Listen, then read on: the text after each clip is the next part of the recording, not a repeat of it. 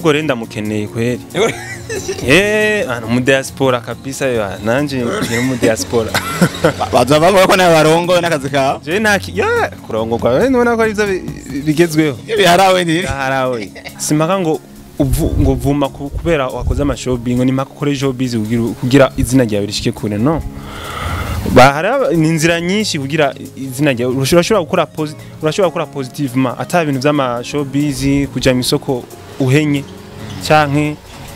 kugira ibikino ugakora gusa mu nzira yawe iri positive no gwabakarura ko barinzi benshi bariko bakora umuziki.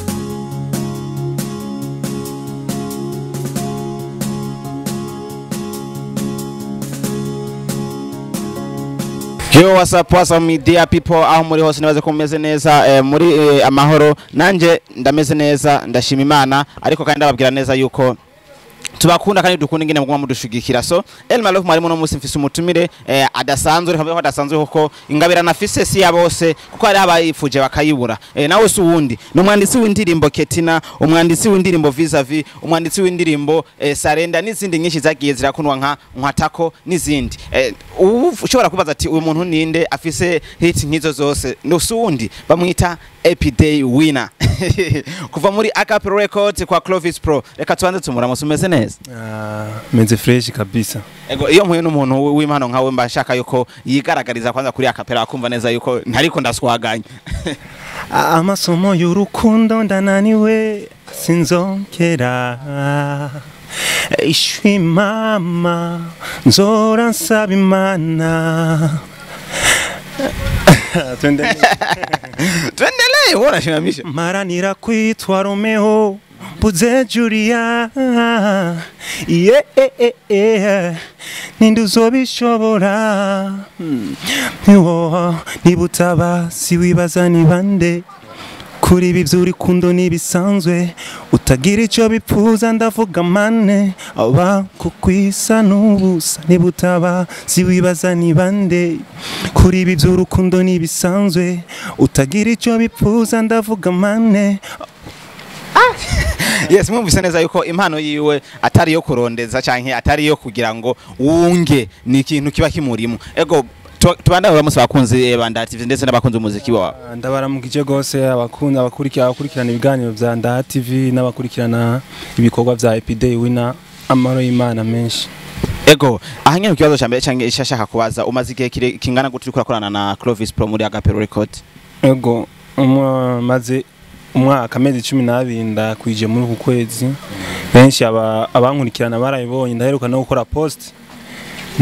ndabivuga ko nakwije umwaka turiko turakorana na Clovis Pro kabisa umwaka urakwifunze. Ego avaye kuza kwa Clovis Pro wakorera he? Ava yuko Clovis Pro tumenyana Jesi naye bwatangura umuziki. Umva niho wahereye. Reka tuvuge neza ko nawe usanzwe kwije umwaka utanguye umuziki. Ego niko bimeze. Iterambere uri kurabona kuvuga itangurishwe no munsi rihagaze gute? Clovis Pro agufashe gute? Iterambere intambwe yo yaratewe, intambwe iriho. Kabisa Clovis Pro n'umuvyeyi novuga ni muri famille ntabwo ari muri management novuga ngo turaprofitana ngo ibiki ngo amakontra ibikino. Amfasha nk'umuvyeyi arankora indirimbo gratuit akamigira ama promotion ibiganiro ku ma televiziyo n'ahandi. Ego tukiri ngaha nyene nshashaka kumenya muri Akamo Records muri abafashe muri bangahe canke ufashwe wenyene? Oya turi kumwe n'abandi, turi kumwe n'uwitwa Kalao benshi baramuzi ku ndirimbo Ketina, turi kumwe n'undi yitwa BANTU BWOY ari n'umu producer ubu gusa ni n'umuririmbyi. Turi kumwe kandi na Aston King na Mr Donado n'abandi benshi n'abandi nka turashika nka batandatu tu. Naravye indirimbo Ketina ni indirimbo Vis-a-Vis plutôt ni indirimbo yasohorewe amasanamu vuba ariko ndavye audio yayo haheza amezi 10 ishizwe ku rubuga rwa YouTube. Vyagenze gutega ngo usore video y'indirimbo imaze amezi 10 yararekwe mu gihe ufise izindi nyinshi nziza. Ico kibazo abantu benshi barakimbajije kandi nyene bari bakwiye kukimbaza. Ni kuvuga indirimbo ya Vis-a-Vis sinari mu migambi yo kuyikora clip. Umva gukora clip indirimbo imaze amezi angahe? Amezi 10 kozo. Kandi hari ama project mashasha mfise muri studio menshi. Ni kuvuga ya ndirimbo vraiment n'umuntu yaryoheye umudirector akora ama clip yaramuryoheye ku buryo antuma akavuga ati Epidey indirimbo ukuntu yanryoheye ngo ndakoreye clip gratuit y'ubuntu video bijya yani video nakoze y'ubuntu ni support yanteye vraiment kabisa ahubwo ndanamushimiye yitwa MC director MC kuva muri Wana Record respect yes kuva muri Wana Record bakora video y'ubuntu kuri Epidey wina ni ibintu usanga biryoshe ndetse vyo gushimira umuntu wari wese aba yabikoze ariko nshashaka kumenya ibindi bikorwa ufise kuko ndazi hari ibindi washi uvuga ati ko nsohoye video reka ibikorwa manze ndabizibira ibikorwa cy'uburinda kugara vyo bari ibihe nimba atari banga yego ibikorwa ni byinshi kuko nari namaze gusohora na coming soon y'indirimbo nshasha iyo coming soon ntirasohoka nari namaze gusohora coming soon y'indirimbo yitwa birarangiye ngoma ndekure me hace hitamo iyo clip mba iyo coming soon byace bihagarara gusa ndindiriye ubushuhe bw'ino video banze bugabanuke hama cyande kuri iyo yindi ndirimbo rena inateguye cyane ego Epidey wina aracyari umujene muto nko ubibona ntaragera ahantu avuga ati je vraiment ndakuze gose aracyari umujene umuntu ashobora kubaza eske yoba ciga canke ibintu by'amashure kuri we vyagenze gute ya amashure narahejeje kweri manite narayimaze avala ne pass narahejeje maze deza nicaye muhira nta gahunda ya university ufise university cyangwa uri muri bavuga ati sigenza bana imanitira naheza ahubwo ndumva vyandambi university ntaco university nizagenda neza umuntu azoyiga gusa mbona menga nico kimwe kweri gute bas nico kimwe gute university nzoyiga gusa panubu oya panubu university nzoyiga vraiment nzoyiga nanje nitwe ko nize university ego tugiye tubana n'umuziki wacu muri entertainment yo kwakira gute Epidey neza cyane neza yaba bafanzi yaba ba journaliste mwebwe yaba n'abantu be donc mbaye ko banyakira neza barakurikirana ibikorwa byanje ama feedback ndaronka commentaire nyinshi ku ndirimbo kabisa ndabona ko intambwe yo iri kiraterwa ego iyo turonse abantu nk'aba muri entertainment bakora neza ibintu bikorwa vyiza nk'ibi vyiwawe turakunze kumva yuko hari ibintu bihari bavuga ati aba diaspora baragufata bakagufasha wowe nta muntu wandi aravuga ati reka ndagushire mu ntoki ndagufasha ahubwo renda mukeneye kweri mu diaspora kabisa yo nanje ndi mu diaspora bazavuga ko nawe barongo n'akazi kawe je kurongorwa wewe nubona ko ari byo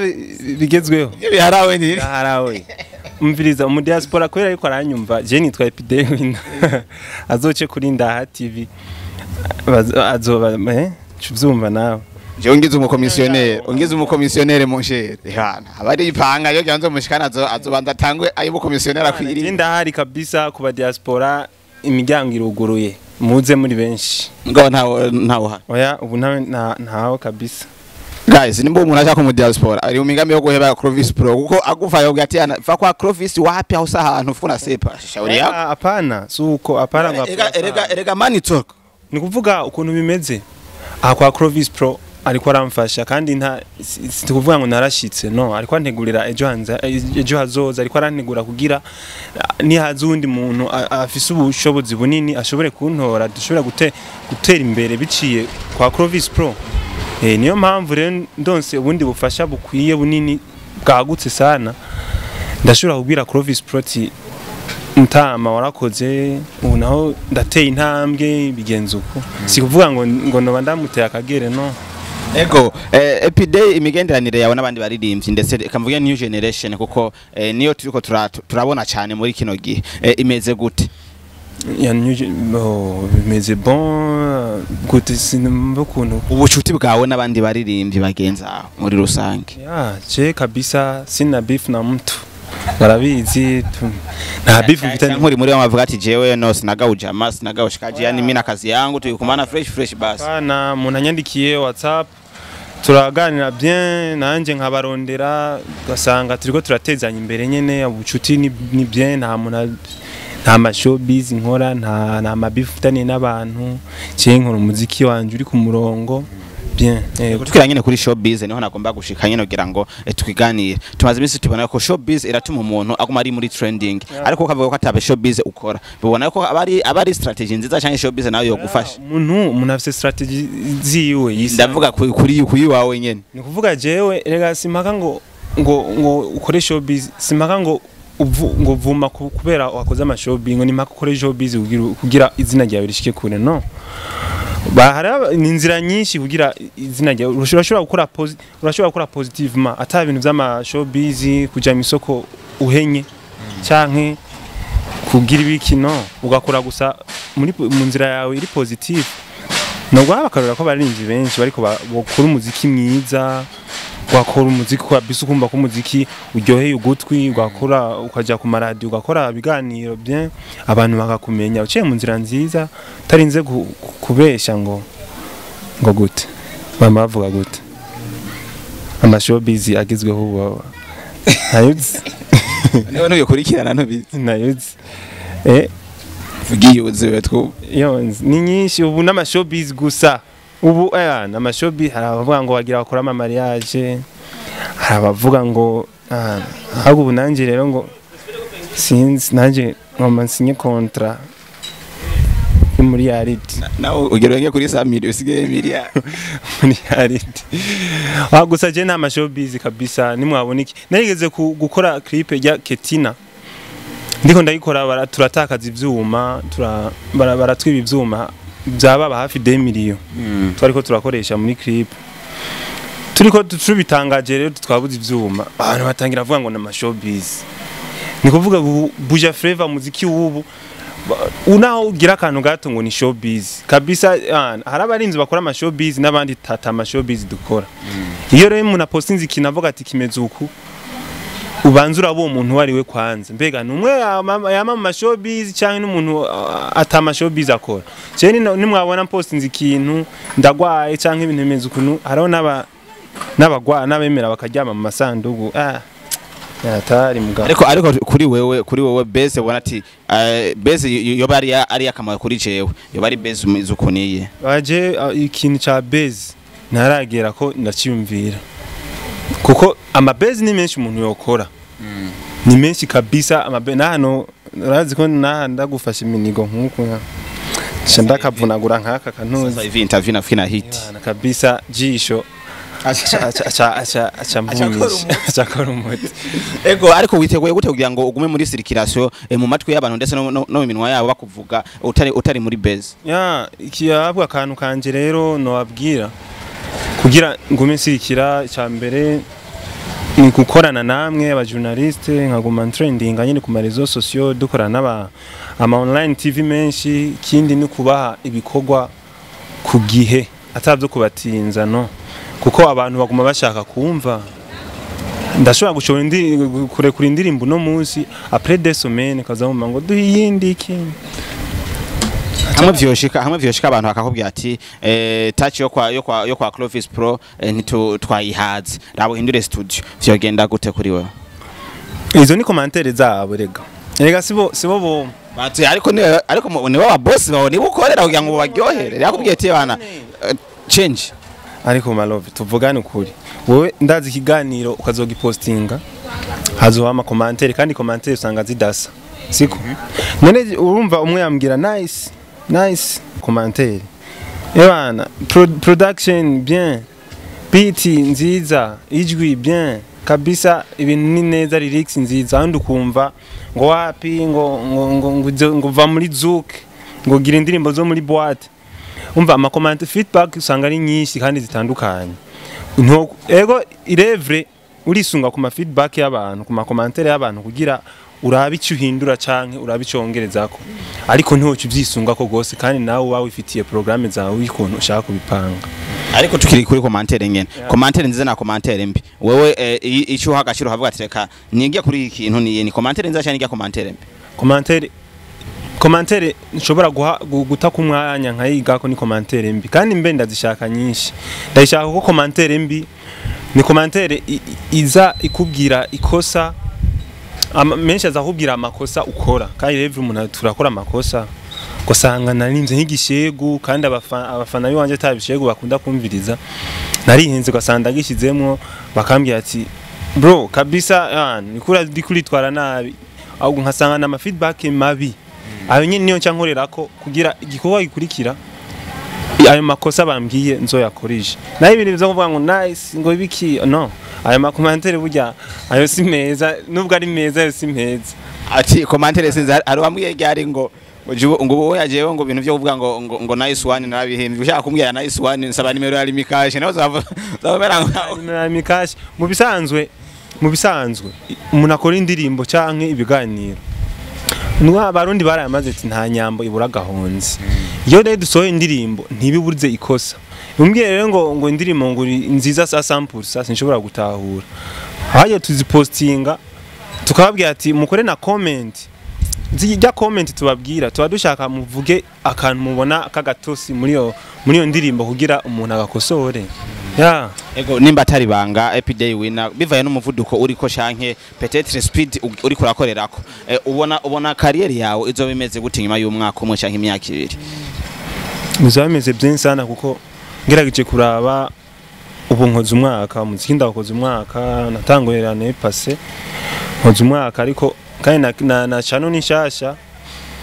nikuvuga ngerageje kuraba mpereye kuri channel YouTube nkaraba aba subscribers ngeze ko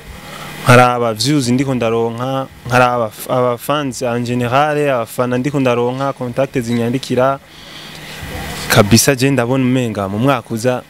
nzongeze ku yindi ntambwe imyaka ibiri canke nk'uno wa gatatu kinjira kabisa nzongeze ku ntambwe ishimishije uzavumera nk'abandi baza tukabona ko ariko akora neza amahezi imisi ugacu usanga barasubiye kubura biravana ariko biravana barashobora no kundoga nuko je ntarogeka nturogeka kubera waraciye kwikingiza iyo ibiboro bavuga ngo baragira bavuga gute kenshi babonye umuntu ariko arakora sana je ndiko mvuga ibintu bibaho nani je ndiko mvuga ibintu bibaho hari abarinzi benshi tuzi bazingamye ukabona zananye speed ariko après quelque temps cyazingama kenshi ngo baba bamugiriye akantu ego tukiri ngaha tubandanye n'ibibazo nka bitatu vyanyuma kugira ngo turangize iganiro ndaza ikibazo ca mbere uri wenyene nta management ufise canke iki ufise umuntu agufasha gusa bisanzwe uronse management zibiri carimwe sivyo urarose Bantu Boy canke Empire Avenue ahubwo ati wowe uragira shwa yiwawe wogira shwa ni kuvuga Empire ndayemera Satbi na Big Fizo ndamwemera sana bose bariko bakora bien kandi zose zirakomeye sana zirakomeye zovana n'amasezerano twumvikanye iyo nyorohereza niyo no kwinjiramo amasezerano yewe wumva yuko uvuga ati bana jidi sezerano utayishize mu sinoza muri label yiwa amasezerano amasezerano biravana nk'ikintu ca umva ubuhonye ntari muri management sinidoga urumva nukuvuga nemaze kuyijamwo hari ibintu byinshi management ari ibintu byinshi zihindura ugasanga igufatiye nka cano yawe irayita ingongo ikoresheje iwabo ugasanga après quelques mois